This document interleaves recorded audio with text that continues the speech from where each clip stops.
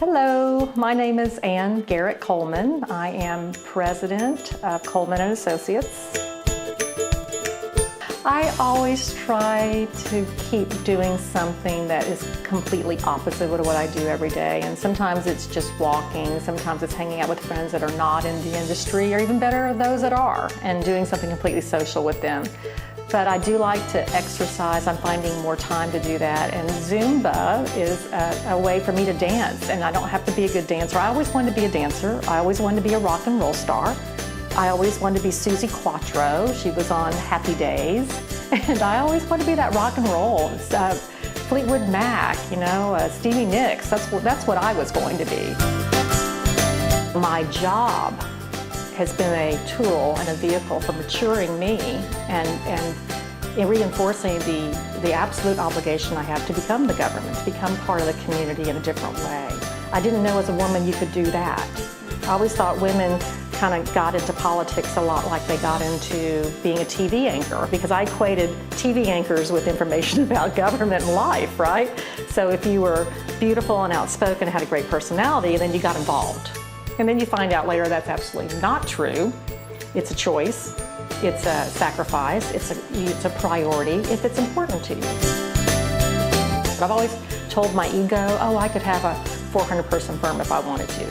But in reality, that's not true. And it's also not true that I have the constitution to yo-yo and watch people come in and out of the door. Because like I mentioned, my first experience with that company, when I had to go lay off a couple of hundred people in a day, and most of them were laborers in the field, and they were paycheck to paycheck, and so was I at the time, but even more so for them, because they had zero control. Even though I didn't have ultimate control, I had some degree of control. So knowing that haunted me for a long period of time, that I had made frivolous decisions. And to see those people walk away without their paycheck for that week after they had already worked, I never got over that, really. Never got over it. I always feel like poverty's right around the corner. Keeps me going, keeps me trying. I'm constantly in sales mode, or is that client happy?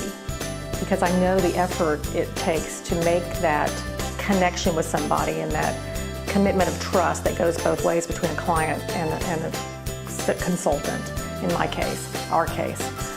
So yeah, I mean, there's fear and self-doubt. I have to really channel that, because I also want to remain upbeat and optimistic, because people want to feel safe in their jobs. They want their leader to be sane, right, Ashley? Sometimes that's hard. Yeah, I think it's okay to feel that way. I had such great competition friends, let's call them. Early in my career, and I don't think it's so cultural now, it might be a little bit, but early in my career, people that were also landscape architects in your community were the enemy, the competition. And I kind of worked that way for a while, and I was probably very guilty of even, elevating that a little bit, because to me, competition kind of drove me to be better. Because again, as a female, we're not taught how to compete and shake hands at the end. So competition for me meant I got something and you didn't, or you got something and I lost. I didn't see it as enough to go around, especially when the economy was bad. But then over time, again, because I didn't work for anybody else, I really still didn't know what I was doing, so I would test what I was doing with others. And some of those people would say, I'm shocked that you're asking me this because you appear to have it all worked out. And I'd go, yes, good.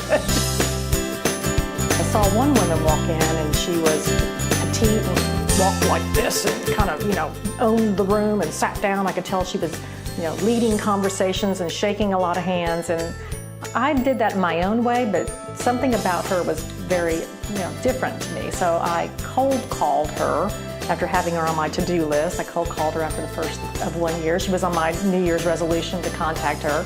So I called her and I said, hello, this is Aan Coleman. She's like, yeah, I know who you are. What do you want? I said, well, you scare the shit out of me. She said, what? And I said, well, you're so confident, and you I've seen you at the real estate meetings. And she just laughed. She said, that's so funny. So we got together for lunch. Of course, I find out, we're all in this together, and it's been a lasting relationship. So our perceptions of other women, like you mentioned, that they have some sort of magic about them or uniqueness about them, or they're not fearful or insecure or all that, none of that is true. No, it's all baby steps. You know, it's not big leaps. It's not big movements. It's not big decisions. Don't stress about that. You know, I hate it when I hear people, I don't know what I want to be when I grow up. Well, guess what? I still don't. You know, it's an evolution. It's a journey.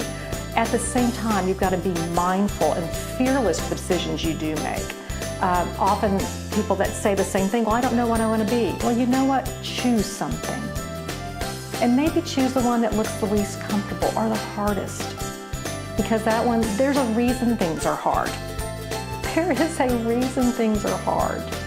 Because it means there's the upside that a lot of people don't want to take.